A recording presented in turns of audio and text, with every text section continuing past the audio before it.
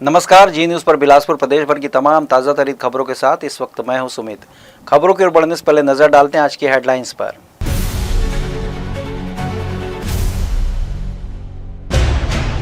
बांकीपुर से नितिन नवीन ने भरा नामांकन। सीएम विष्णुदेव साय बोले बिहार में एनडीए की जीत तय, जनता मोदी नीतीश पर भरोसेमंद। बिलासपुर में फर्जी पुलिसकर्मी वर्दी पहनकर कर रहे वसूली, ट्रैफिक सिग्नल तोड़ने का आरोप लगाकर ठग रहे नागरिक, पुलिस ने सतर्क रहने की दी चेतावनी।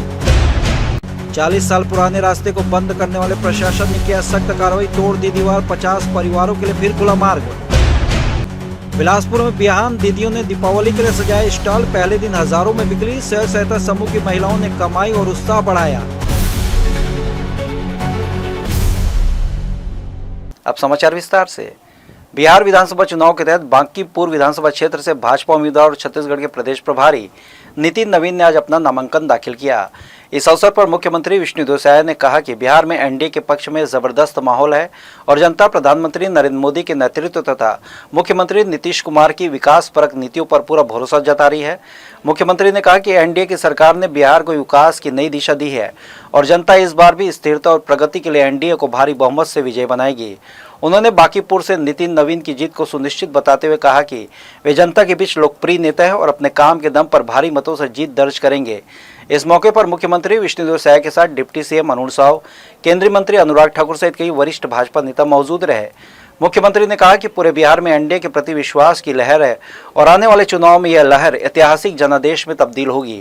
जी, बिहार में विधानसभा चुनाव का शंखनाद हो चुका है और आज कई विधानसभा में नॉमिनेशन रैली है। तो हम लोग हमारे छत्तीसगढ़ प्रदेश के संगठन के प्रभारी हैं और बांकीपुर विधानसभा के प्रत्याशी हैं आदरणीय श्री नितिन नवीन जी, उनके नॉमिनेशन रैली में शामिल होने के लिए आए हैं और आज उनके स्वर्गीय पिताजी की मूर्ति में श्री नवीन किशोर सिंह जी की प्रतिमा में माल्यार्पण किए हैं, पुष्पांजलि अर्पित किए हैं, उनसे आशीर्वाद लिए हैं। आदरणीय नितिन नवीन जी भारी मतों से बांकीपुर विधानसभा से जीतेंगे। बिहार विधानसभा चुनाव 2 चरणों में कराए जा रहे हैं। पहले चरण की नामांकन प्रक्रिया जारी है। इस बीच भारतीय जनता पार्टी ने छत्तीसगढ़ प्रभारी नितिन नवीन को बिहार के बांकीपुर विधानसभा सीट से उम्मीदवार घोषित किया है। उनके नामांकन में शामिल होने छत्तीसगढ़ से मुख्यमंत्री विष्णुदेव साय, उप मुख्यमंत्री अरुण साव और उप मुख्यमंत्री विजय शर्मा बिहार पहुंचे। भाजपा नेताओं की मौजूदगी से बांकीपुर सीट पर पार्टी कार्यकर्ताओं में खासा उत्साह देखने को मिला। मुख्यमंत्री विष्णुदेव साय ने कहा कि बिहार में एनडीए सरकार ने विकास के नए आयाम स्थापित किए हैं और जनता एक बार फिर एनडीए पर भरोसा जता रही है। उन्होंने विश्वास जताया कि राज्य में एनडीए पूर्ण बहुमत से सरकार बनाएगा। वहीं छत्तीसगढ़ के उप मुख्यमंत्री अरुण साव ने कहा कि एनडीए ने उम्मीदवारों की घोषणा कर नामांकन प्रक्रिया पूरी कर ली है, जबकि महागठबंधन अभी भी सीट बंटवारे को लेकर असमंजस में है। इससे साफ है कि जनता एनडीए के नेतृत्व पर भरोसा रखती है। उन्होंने कहा कि प्रधानमंत्री नरेंद्र मोदी और मुख्यमंत्री नीतीश कुमार के नेतृत्व में बिहार ने विकास की दिशा में उल्लेखनीय काम किए हैं। एनडीए की सरकार जनता के विश्वास पर खरी उतरेगी और स्थिर एवं विकासमुखी शासन प्रदान करेगी। और जो वातावरण बिहार में दिख रहा है, बिहार की जनता भी तैयार है फिर से बिहार में एनडीए की सरकार बनाने, डबल इंजन की सरकार बनाने, ताकि डबल गति से बिहार का विकास हो, बिहार में खुशहाली और तरक्की हो। वहीं दूसरी ओर महागठबंधन के दल आपस में लड़ रहे हैं और दलों के अंदर भी झगड़े और मारपिटाई हो रहे हैं। तो ये हालात बताता है कि महागठबंधन की क्या स्थिति है और बड़ा उत्साहजनक वातावरण है, एनडीए के पक्ष में वातावरण है।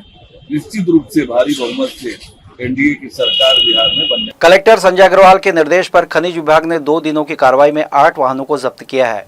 उप संचालक खनिज प्रशासन किशोर गोलघाटे के मार्गदर्शन में की गई इस कार्रवाई में अवैध रेत और मिट्टी परिवहन करते वाहन पकड़े गए। 15 अक्टूबर को मंगला पाटबाबा क्षेत्र से बिना वैध पास के रेत लोड 3 और मिट्टी ईट लोड के 1 ट्रैक्टर जब्त किए गए। वहीं 16 अक्टूबर को गढ़वट क्षेत्र से रेत परिवहन करते 4 ट्रैक्टर पकड़े गए।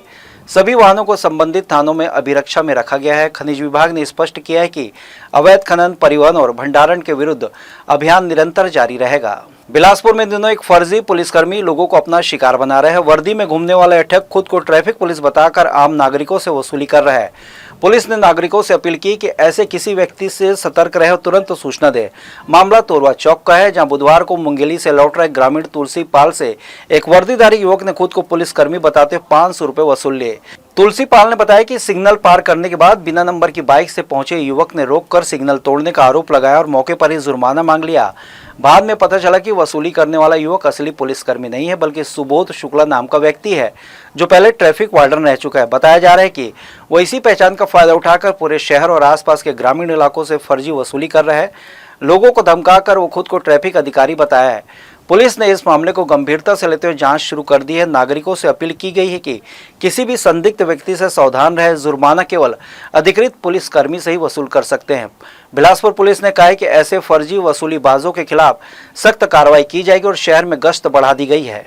वो कहीं सिग्नल कैसे पार करे है, जैसे कि मैं बोले सिग्नल पार नहीं करे हूँ, मैं सिग्नल खाली रिश्ते निकल गए हूँ, ऐसे कि वो मोर तो पैसा ले ली 500। मैं पुलिस हूँ कहीं से भाई, वो तो पुलिस के भेष में रहे तब धमकिया रहा था, तब पैसा दिया भाई उसको। यह चाहिए भाई, सजा दे उसको। हाँ, ऐसे ठग के लेते तो। छत्तीसगढ़ से लगे ओडिशा और आंध्र प्रदेश के सीमावर्ती क्षेत्र में सुरक्षा बलों को बड़ी सफलता मिली है। मधुमालव के घने जंगलों में नक्सलियों का छिपा हुआ डंप बरामद किया गया है। यहाँ हथियारों के रिपेयरिंग और मशीनों के मेंटेनेंस का काम किया जाता था। तलाशी अभियान के दौरान फोर्स को बड़ी मात्रा में विस्फोटक सामग्री, हथियार और तकनीकी उपकरण मिले हैं। बरामद सामान में IED, detonator, Cordtex wire, generator और कई अन्य विस्फोटक उपकरण शामिल है।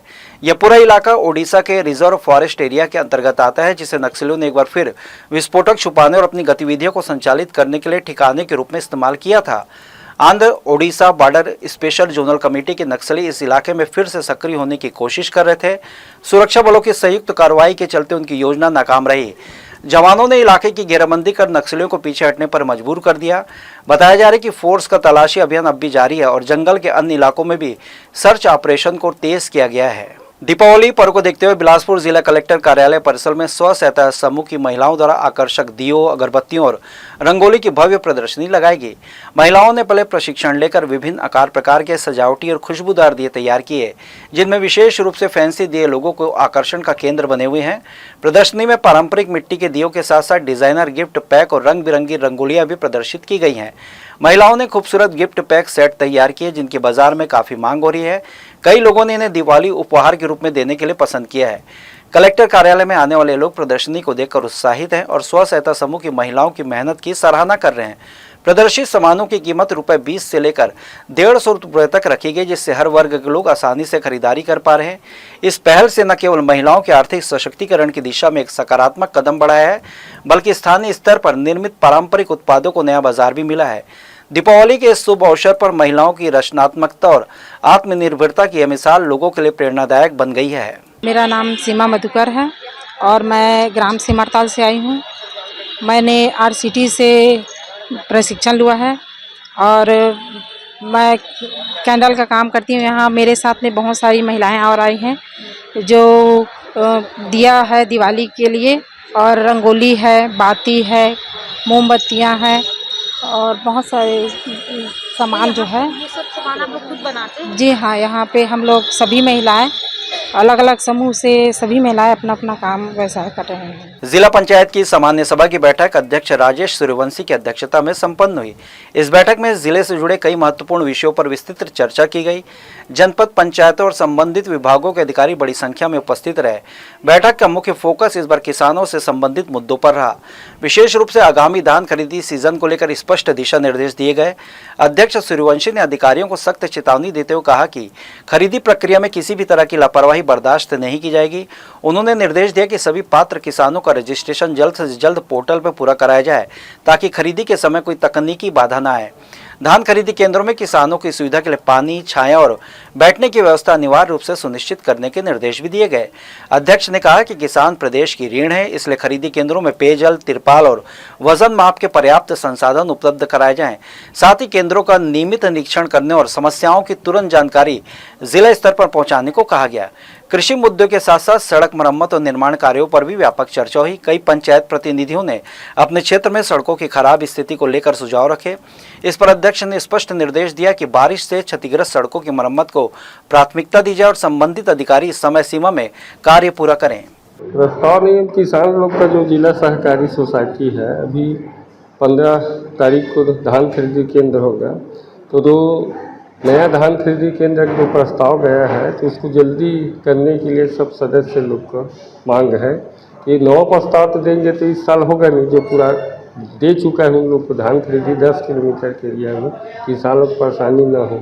और जो एग्रीटेक जो पंजीयन होना है केंद्र सरकार द्वारा राज्य के सामंजस्य दोनों को मिला के, तो कितना किसान लोग को मोबाइल ऑनलाइन हुआ है लेकिन वो कीपैड चलाता है, तो जनप्रतिनिधि के माध्यम से, सोसाइटी के माध्यम से और आरईओ कृषि विस्तार अधिकारी के माध्यम से किसान लोग का 9,000 अभी कुल पंजीयन बाकी है। 15 दिन में तो मेहनत करने में होगा, बाद में वो परेशानी हमारे ऊपर आ जाएगा। जनप्रतिनिधि अधिकारी लोग पंजीयन होगा तो धान खरीदी होगा, इसी के विषय में चर्चा हुआ है। रायपुर में एक बार फिर डोर टू डोर सफाई कर्मचारियों की हड़ताल शुरू हो गई। शहर की सफाई व्यवस्था प्रभावित होने लगी है क्योंकि कर्मचारियों ने कंपनी के 2 डिपो में ताला जड़कर काम बंद कर दिया है। हड़ताली कर्मचारी दलदल सिवनी स्थित डंपिंग यार्ड में एकत्र होकर प्रदर्शन कर रहे हैं। कर्मचारियों का कहना है कि सुपरवाइजर द्वारा उन्हें लगातार प्रताड़ित किया जा रहा है और कार्यस्थल पर अनुचित व्यवहार किया जाता है। इसके अलावा कुशल और अकुशल कर्मचारियों के वेतन में भारी विसंगतियां हैं, जिससे असंतोष बढ़ गया है। कर्मचारियों ने बताया कि पिछली बार भी इन्हीं मांगों को लेकर हड़ताल की गई थी, तब कंपनी प्रबंधन ने केवल आश्वासन दिया था, लेकिन अब तक कोई ठोस कार्रवाई नहीं हुई। कर्मचारियों का कहना है कि जब तक उनकी सभी मांगें पूरी नहीं होती, वेतन में समानता, उत्पीड़न परोग और समय पर भुगतान, वे काम पर नहीं लौटेंगे। इस हड़ताल से शहर की सफाई व्यवस्था पर असर पड़ना तय है। नगर निगम ने स्थिति पर नजर रखी और कंपनी प्रबंधन से जल्द समाधान निकालने के निर्देश दिए हैं। वहीं कर्मचारियों ने चेतावनी दी है, यदि इस बार भी सिर्फ आश्वासन मिला तो आंदोलन और उग्र किया जाएगा। शहडोल उपमंडलीय रेलवे चिकित्सालय में रोड मोबाइल मेडिकल वैन सेवा शुरुआत की गई। इसका उद्देश्य दूरस्थ स्टेशनों में कार्यरत रेलवे कर्मचारियों और उनके परिजनों को घर के नजदीक स्वास्थ्य सुविधा उपलब्ध कराना है। इस वैन में चिकित्सक, फार्मासिस्ट और ड्रेसर की टीम तैनात रहेगी, जो सप्ताह में 6 दिन शहडोल, उमरिया, अनूपपुर समेत कई स्टेशनों में सेवा देगी। वैन में दवाओं के साथ ऑक्सीजन सिलेंडर, आपातकालीन सुविधाएं भी उपलब्ध हैं। शुभारंभ कार्यक्रम में ARM RS मोहंती मुख्य अतिथि रहे। संचालन डॉक्टर प्रत्यय बेरा ने किया। बड़ी संख्या में अधिकारी, चिकित्सक और रेलवे कर्मचारी मौजूद रहे। इस पहल से करीब 3,000 कर्मचारी, उनके परिजन लाभान्वित होंगे। ये यात्रियों के साथ साथ रेलवे स्टाफ के लिए भी है। जैसा आपको जानकारी है कि रेलवे जो है अक्रॉस लेंथ और ब्रेथ फैली हुई एक है। रेलवे का नेटवर्क जो है किसी एक जगह पर केंद्रित नहीं होता है, वो उसका विस्तारीकरण एक नेटवर्क की तरह होता है। तो विभिन्न जगहों में रेलवे स्टाफ रहते हैं, ऐसी जगह जहाँ पे चिकित्सीय सुविधा नहीं है, और रेलवे हॉस्पिटल या मेडिकल यूनिट किसी एकाध केंद्रित स्थान पर होता है। तो उस प्रकार के स्थान पर से किसी डॉक्टर को जाना बाय रोड या बाय ट्रेन थोड़ा मुश्किल होता है। तो एक ऐसा वैन जिसमें कि बुनियादी मेडिकल सुविधा, जो उनके इक्विपमेंट्स हैं, मेडिसिन है, वो सबसे वो लैस रहेगा, और एक डॉक्टर उसमें या पैरामेडिक रहेंगे उसमें। तो वो जो बीट है, जो कि मान लीजिए जंगल और दूर दराज के क्षेत्र हैं, उसको भी वहाँ पे भी जो स्टाफ पोस्टेड हैं, जिनको रोज़मर्रा की एक मेडिकल सुविधा होती होगी, तो बल्कि वो आएँ, मतलब एक किसी के सेंट्रलाइज्ड किसी नर्सिंग होम या हॉस्पिटल में, तो ये मेडिकल वैन भी जाके उनका जो एक बेसिक जो प्राइमरी जो हेल्थ केयर है, उसका जो इश्यूज है उसको टेक केयर कर सकता है। दीपावली और छठ पर्व के मद्देनजर बिलासपुर रेलवे स्टेशन पर यात्रियों की सुरक्षा और सुविधा को लेकर विशेष तैयारियां की गई हैं।